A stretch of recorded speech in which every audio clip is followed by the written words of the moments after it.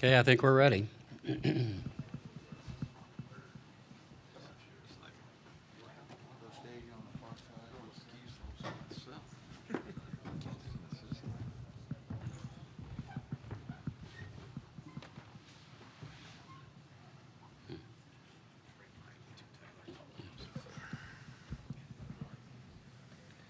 Okay, we want to say welcome to Coach Drinkwitz and Coach Day. Thank you guys so much for coming on your last day of preparation to join us for this news conference. We will begin our news conference by asking our head coaches to make an opening statement about their week in North Texas, and then we will move on to questions from the floor. And again, we'll be here for approximately a half hour. Coach Drinkwitz will come to you first for an opening statement. Yeah, I just want to say our appreciation for being included in the 88th Goodyear Cotton Bowl Classic. It's been an unbelievable event. It starts first with people, and the people of the Cotton Bowl Classic have been unbelievable as far as hosting and taking care of our needs, making sure that we have everything we need to, especially on Christmas, around the holidays, for our families, our players to feel the warmth of the holidays here in Texas was really important and very appreciative to them. But now we're to the point where it's about the game. And our focus needs to increase on the game. It's a great opportunity to be in a New Year's Six, but it's really important to play well. To have 34 days off and play is a real challenge, and so our focus is to try to focus on the fundamentals, the things that are really going to matter: pre- and post-snap penalties, ball security, tackling. And so today in our Fast Friday, that's going to be an emphasis for us to try to make sure that we play a clean game. Obviously, we've got an incredibly talented opponent. They have all the makings of a championship football team, probably the most explosive team that we've played offensively, with the combination at running back, tight end, and wide receiver. Their offensive line does an incredible job of both protection and establishing lines of scrimmage. Defensively, their front six is as tough and as strong as anybody in the country. I don't think their back end has a whole lot of weaknesses. Their nickel player, I think, is a very talented player because of his ability to play both man and disguise coverage. And then obviously their special teams are elite. So tremendous challenge for our football team, but we're excited to play. And I know our guys are ready to compete at a high level. And so appreciative of the invitation to be here and appreciative of all the opportunities that were afforded to us while we were here. Thank you, Coach. Now, Coach Day. Yeah, and I'll echo what Eli said about just how great everybody here at the Cotton Bowl has been. Was here in 2017 and talked for a long time about the hospitality that all the folks here shared with our team, and it's been the same. It's been better. It's been better, and like Coach said, being here for Christmas is a different experience, but our guys have really enjoyed the week, but have also had a great week of practice. Practice in a first-class facility like we're in right now, made it easy and seamless. And again, a lot of people have a lot of pride in this bowl, and so it's an honor to be a part of. Practice has been good all week and ramping up to the game. It started back in Columbus as we, had our fundamental phase and then game plan phase, put that in, and then came here and went through a week of practice. It's been exciting to see our team, rally around our quarterback, Devin Brown, who's going to be starting his first college game in the Cotton Bowl against Missouri here, who's a great team, very well coached, very talented, good in all three phases, play complementary football, and have a lot of momentum. So we know it's going to be a battle tomorrow night, and our guys are excited for that. All right, Coach, thank you so much. Let's go to questions from the floor. Remember, raise your hand, the microphone will come to you. And I think our first question will go on Coach's left here on the aisle.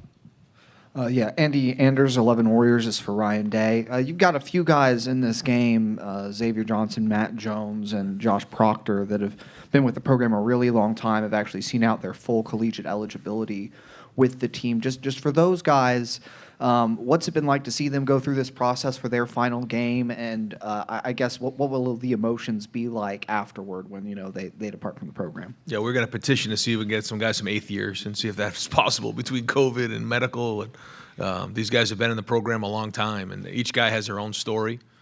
And I think with a lot of the focus around the transfer portal and everything that's going on across college football, these guys embody what it means to be a student athlete. They're all going to have great NFL careers, but they've made an impact. They've left a legacy behind in their rooms. All of those guys have been leaders.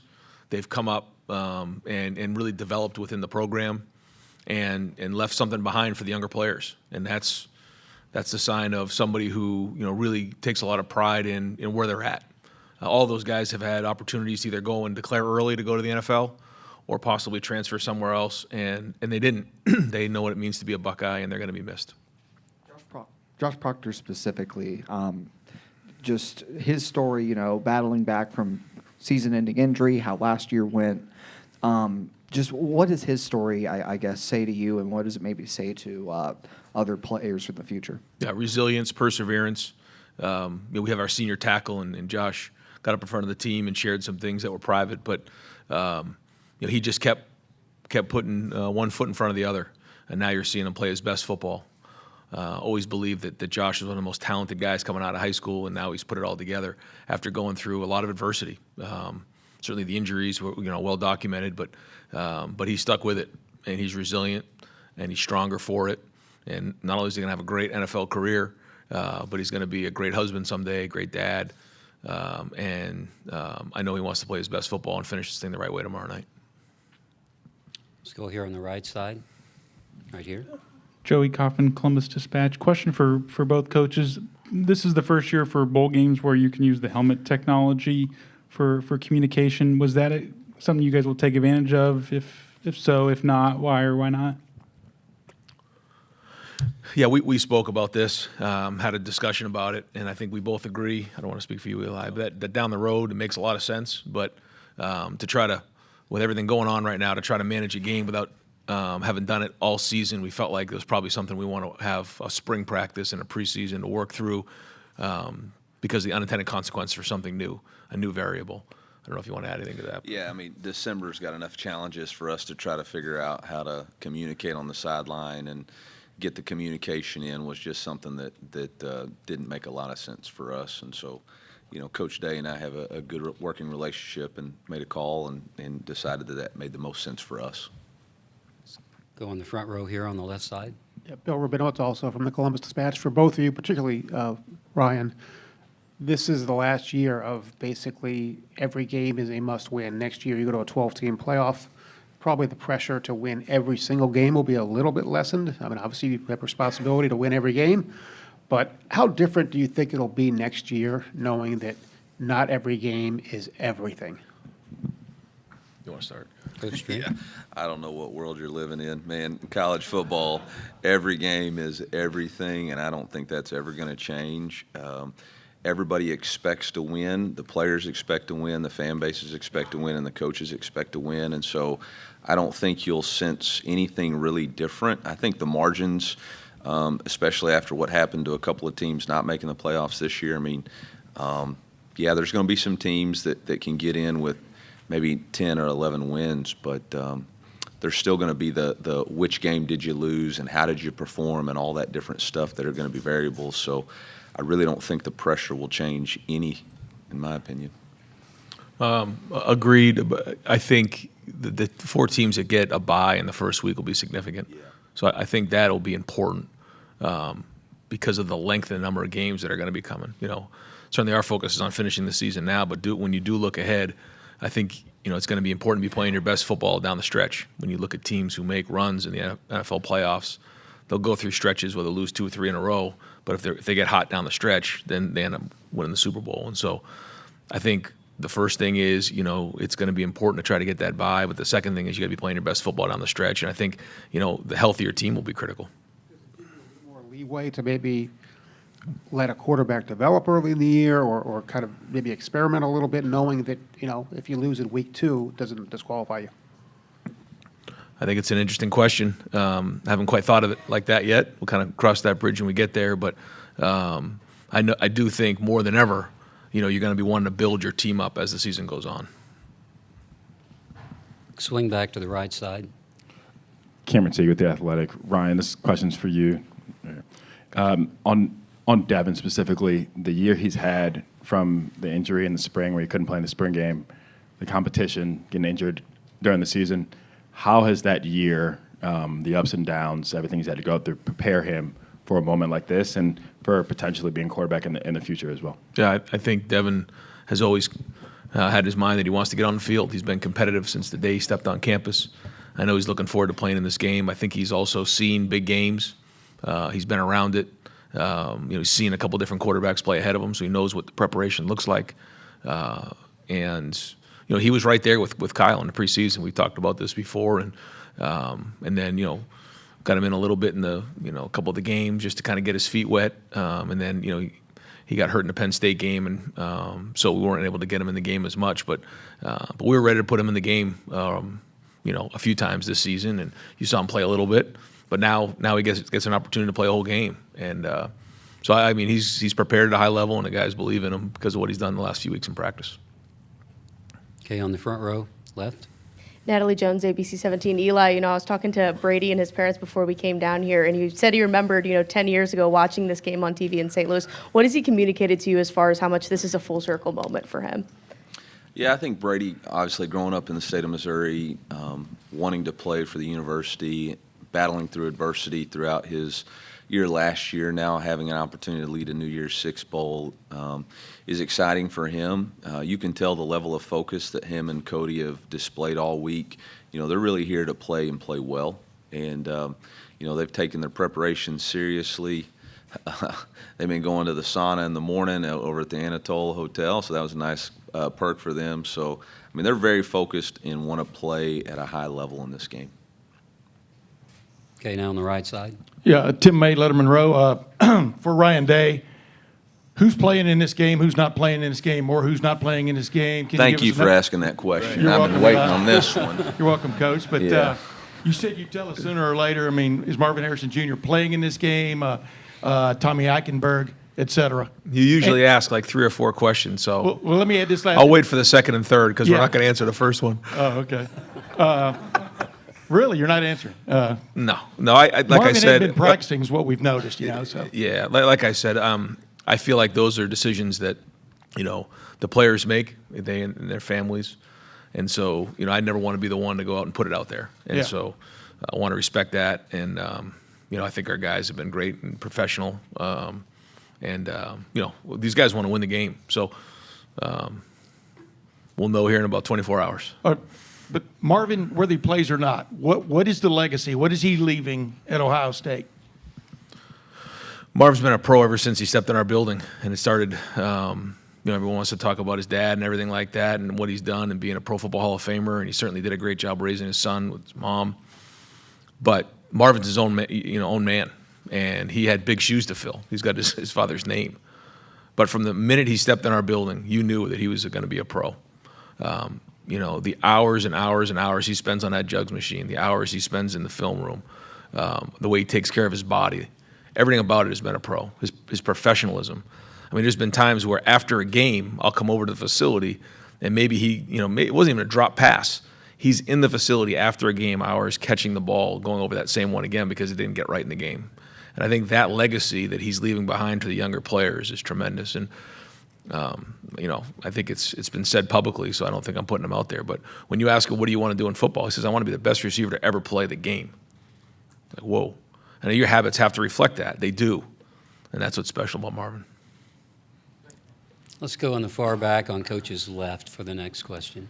Eli, Ben Arnett from KOMU TV in Columbia. You've extended both your coordinators in the last week. Can you give us a sense of the impact that both Kirby and Blake have made in their time, changes attitude, just kind of the imprint they've had on your program and their various sides of the ball? Yeah, I mean, you're only as good as the people you surround yourself with, and I think there's been incredible vertical alignment within our coaching staff where both Kirby and Blake utilize their unique personalities to communicate the message of the head coach to their side of the ball. We have a sign in our staff meeting that says low ego, high output, and preference versus performance. And I think both of those guys reflect that immensely. Low ego, it's not about them, it's about what's best for our program and our team in order to win. They're not concerned about either side of the ball stats. They just want to work together to find the best way for our team to win. And, neither one of them has worried about preference. Both of them came in unique situations, tried to utilize the foundations that were already laid to best help our players get up to speed the fastest. And this day and age in college football, that's not usually what it is. Most coaches come in with big egos trying to prove who they are. These guys came in with, hey, I just want to help us win. And very appreciative to them and their families, and very appreciative to our administration for stepping up and helping us create a place that is where they want to be. And so, we wouldn't have the season we have if it wasn't for Blake Baker and Kirby Moore and the way they've coached and related and communicated and connected to our football team. Okay, you're on the second row, or first row. Joe Nugent, NBC4 Columbus for Ryan. This will be the final game for Gene Smith as the athletic director. How much credit does he deserve for what Ohio State football is today? Yeah, where do I start?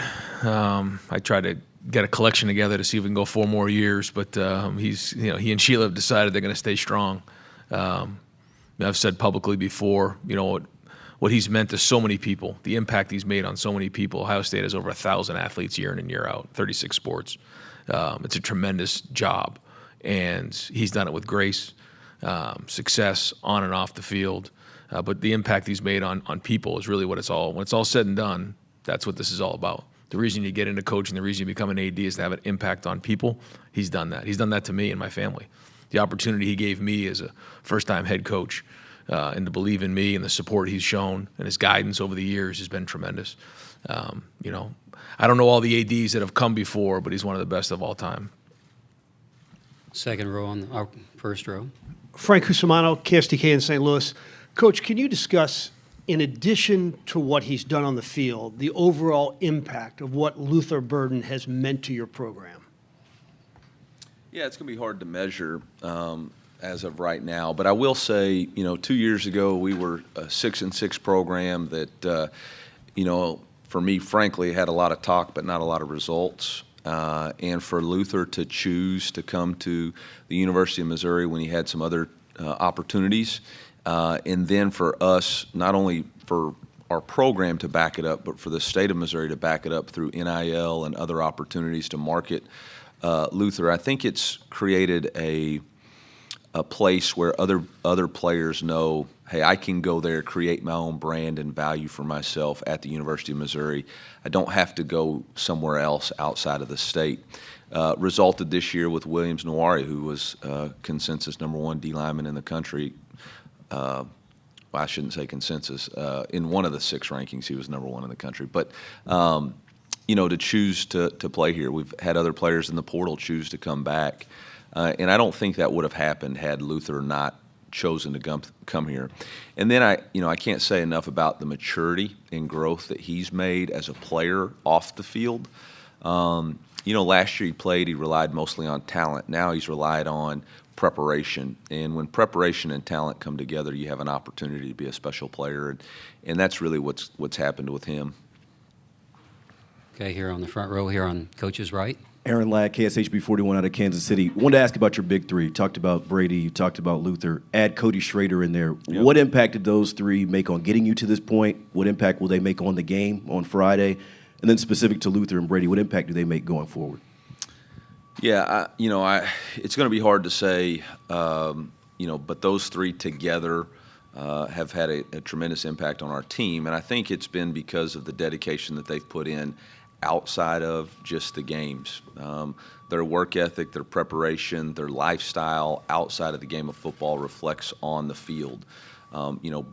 Cody Schrader is one of the best stories in college football, a young man who bet on himself, walked on from a Division II school, started 8 on the depth chart, and worked his way up to being a complete running back, a guy who I believe has an opportunity to play in the NFL. And means nothing more to him than to play for his teammates.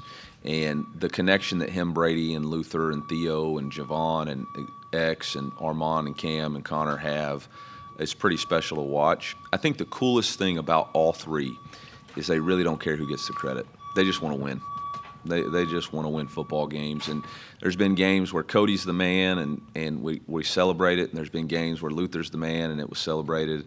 And I think at the end of the day, that's what's made our season so much fun, is there wasn't the drama. There was just, let's win, and let's find a way to win. Let's go toward the back here on the outside aisle, right side.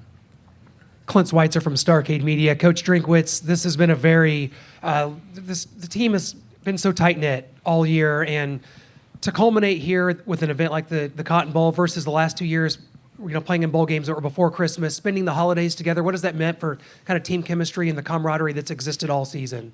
Yeah, I think it's just been a fun way to finish off the year with an opportunity to play in a New Year's Six bowl and spend some more time together, quality time, to have Christmas morning together as a team, something they'll always remember and be able to share. I think it was a great ending to a great season. Okay, let's move back to the left side. I think the mic's on the third row, okay. Tyler Danberg, Scarlet and Gray Sports Radio. Ryan, in what ways has the offensive line made strides this year, and what needs to improve tomorrow night? Yeah, I think we found our identity in the run game probably about midway through the season. Certainly getting Trey back made a huge difference. That was a big part of it as well. And then it started to flow from there. This game's going to be just like any other game. It's going to be one up front, and so our guys have to play well. But I feel like, that last third of the year, we started to pick it up in that area. We understood, what we were up front, what our backs could do. And so then I think we grew from there. Plus, you had, Josh Simmons, who came in the summer, hadn't played at a Power 5 school before, was learning the offense. We had a redshirt freshman at center. And then Josh Fryer was really a first-time starter at right tackle. So I think they gained more experience and got better as the season went on. Next question comes from the left. Ari Wasserman with The Athletic. This is for both coaches here. Eli, you mentioned earlier on in the press conference about all the stuff that you guys had going on in December. I was just wondering, if you were in charge, both of you, of the recruiting calendar, what would be the thing that you would change about the way things are going right now in that realm? I mean, that is a loaded question. I don't know that there's any one thing that has to be changed. I think there has to be a collective group that gets together and decides that really we have to rearrange a lot of it. There's no other, we've talked about the 12-team playoff.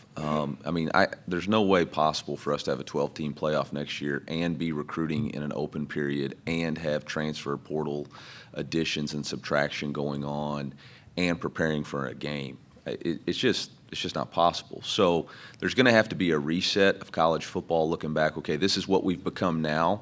Right now we've got like a wheel with a bicycle wheel, and we've taken the middle part right out.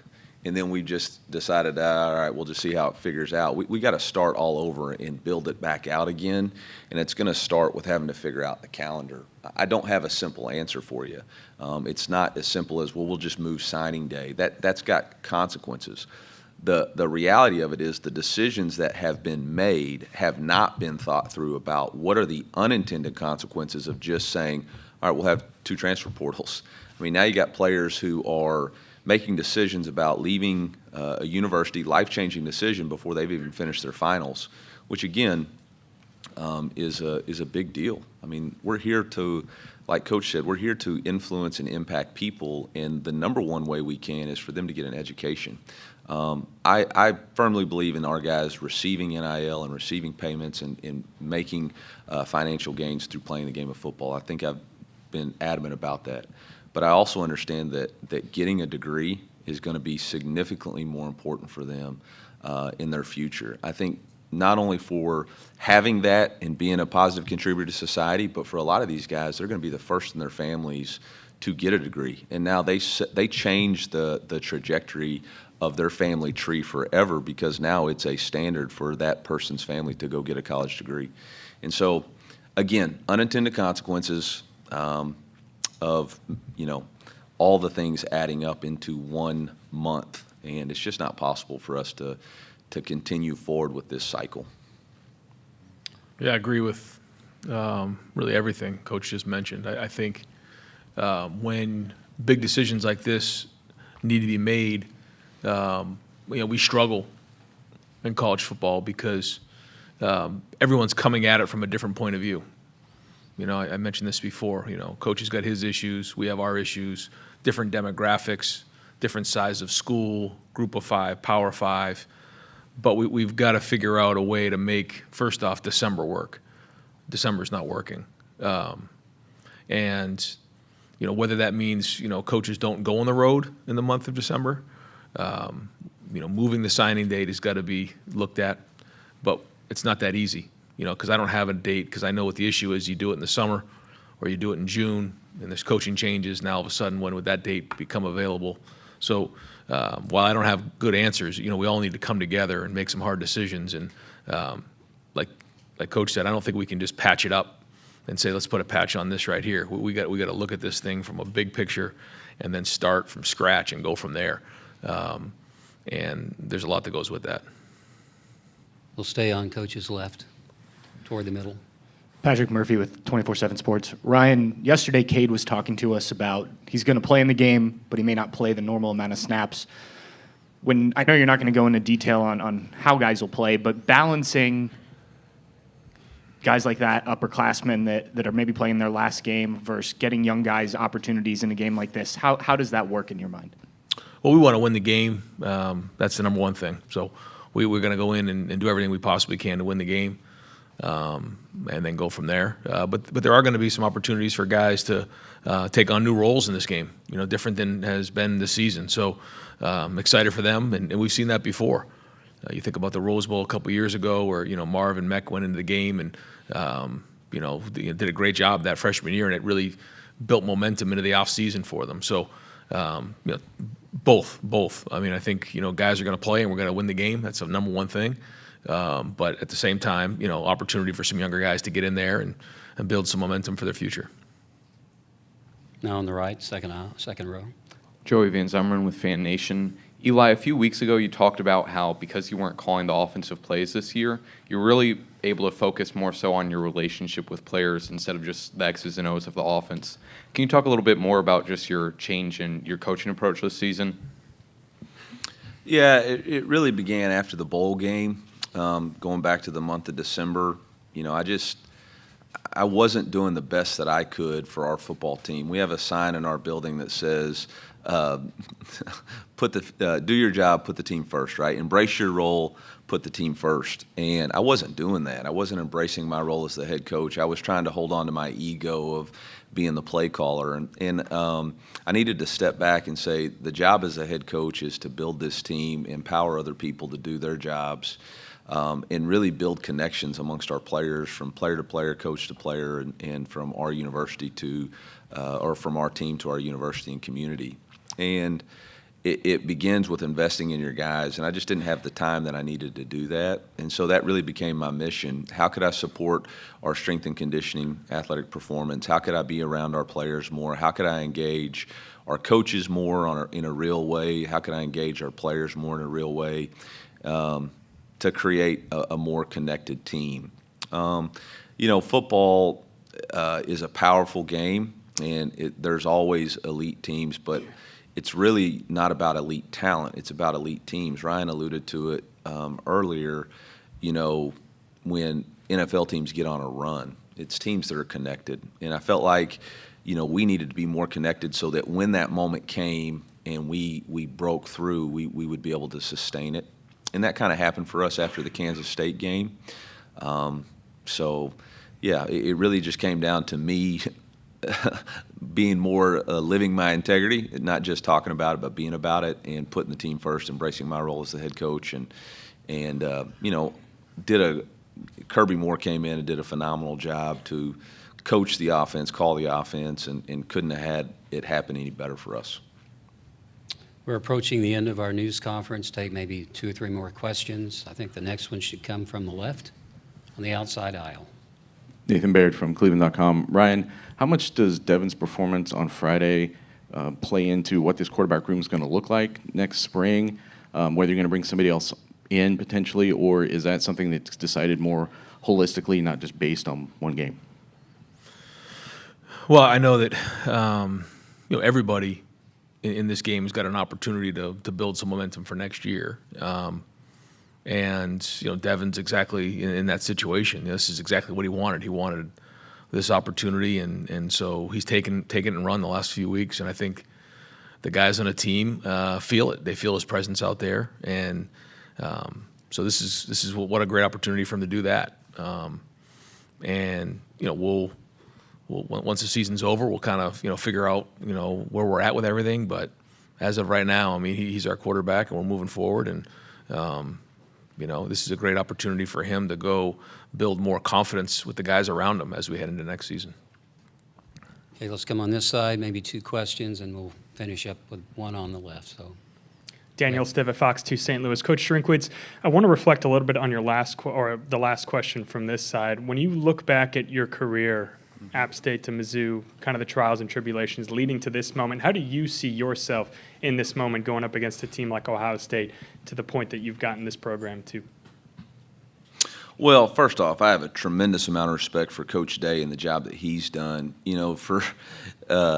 When they introduced him today, the reality that in every year that he's been a head coach, he's played in a New Year's Six Bowl or the College Football Playoff is about the most impressive thing I've heard in coaching. When you get to the top, the win's twice as strong. And so for him to be able to sustain excellence while people just assume that happens, it's incredibly hard to do. And so, they're a blue blood for a reason, but it's not just because they have just because they're the Buckeyes. It takes strong leadership, and Coach Day has set the tone for leadership, not only in the Big Ten, but around the college football world. And so for us to have the opportunity to match up against them, we know it's a tremendous challenge, but it's one that we're ready to embrace. We play in the SEC. We know what tremendous challenges are. The one thing when you watch their tape is you see a team that is very similar to the elite teams in the SEC. They're built in the trenches. They have dynamic playmakers on the outside. They're going to play man-to-man, in your face, check your breath defense, and you're going to have to make plays. And that's the way we designed our team with Theo, with Luther, with our quarterback that can create with his feet. So, it's going to be a tremendous matchup. We're going to have to do the things that we know to do, which are to play clean football before and after the snap. We're going to have to be great tacklers. Their running back is an elite player, and we're going to have to limit takeaways, and we got to take care of the football. So it's going to be a tremendous challenge, but we're excited for the opportunity. I mean, this is why you coach college football, to get an opportunity to play against teams like Ohio State. Okay, 2 last questions here on the right, outside aisle. Yeah, Rob Aller, Columbus Dispatch. You've both referenced the changes that have happened to college football, and more are coming, I'm sure. To look at it big picture, Chip Kelly was very vocal about what he thinks where the game should go, separating into larger divisions. Just curious what you think of his comments, where you see this sport going.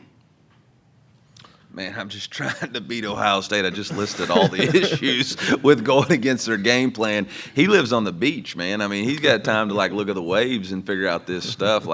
I'm trying to figure out what my kids are getting for Christmas, and I had no idea. So I don't know where the game's going. I know it's the greatest game in the United States of America. College football is unbelievable, and it's an opportunity for young men to get to do something that they wouldn't get to do outside of the game of football. God's given them an incredible gift and talent to play the game at such an elite level, and I just don't want to see it disappear. And I do think that there's been such a grab for the finances, the financial part of it with the TV stuff, that we've lost a little bit of why we're doing it.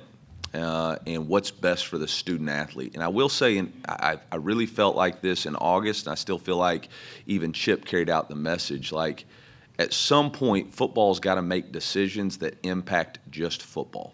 okay? We're never going to be able to sit in a room as an NCAA and make decisions that are positive for football and other sports, Olympic sports or track and field and all that. Like, we don't live in the same realm. And so at some point, we're going to have to make decisions that are just about football in order for us to have the success and sustainability that we want. For student athletes to have to play a soccer game all the way across the country on a Tuesday night and then come back and take a final the next day, that's really challenging. And that's a really tough, because at the end of the day, those are football decisions that are being made.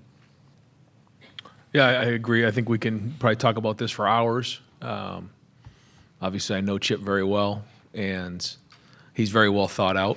He's always been a guy who thinks outside the box, and I think it's going to take a little bit of that thinking here. It's something that maybe we're not all used to, but something that's best for the student athletes. And it's going to take some creative thoughts, and then it's going to take a lot of hard work to actually execute it and then enforce it. And I think we all know that, but I think that's why we need to get some of these great minds in a room together and get this thing figured out. There's a quote that says, ideas are everywhere, execution is everything. And that's what it's going to come down to. I mean, everybody can have ideas, but at some point we got to get in a room and execute the ideas to create the college football that we want moving forward.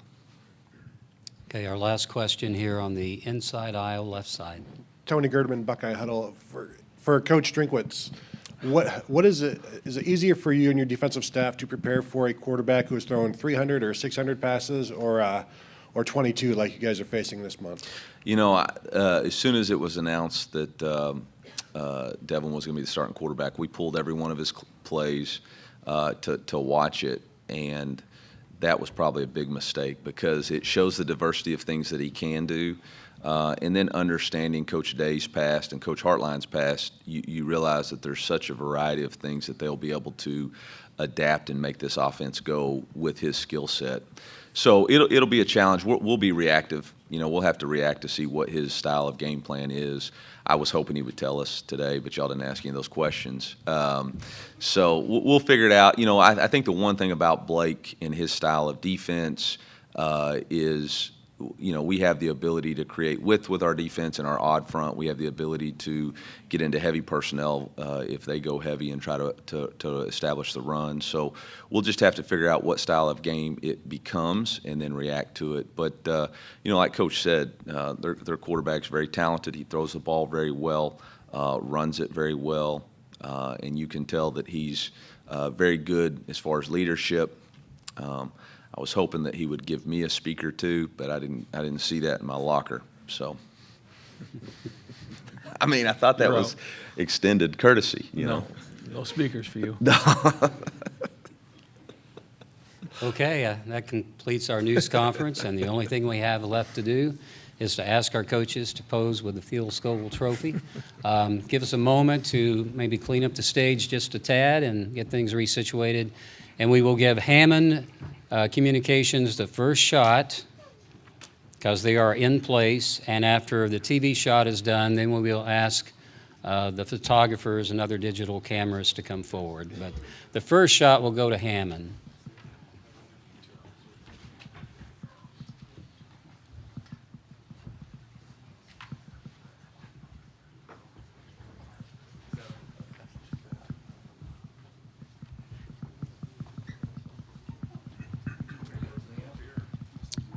We look good, Scotty?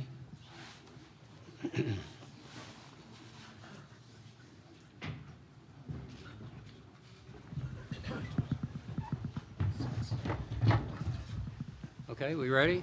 Okay, TV shot from Hammond.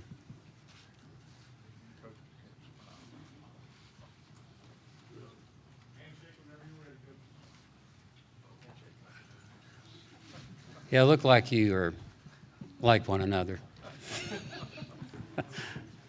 Okay, we good with TV? Okay, let's go to everybody else. Photographers, front of the stage.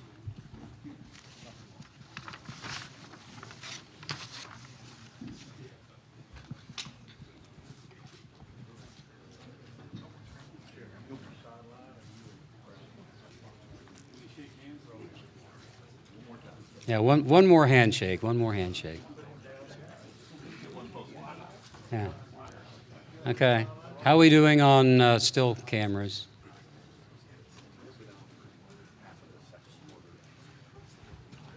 Andy Hancock, you good?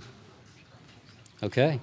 All right, coaches, thank you so much. Coach Drinkwitz and Coach Day, you are excused to return to your teams and get ready for tomorrow.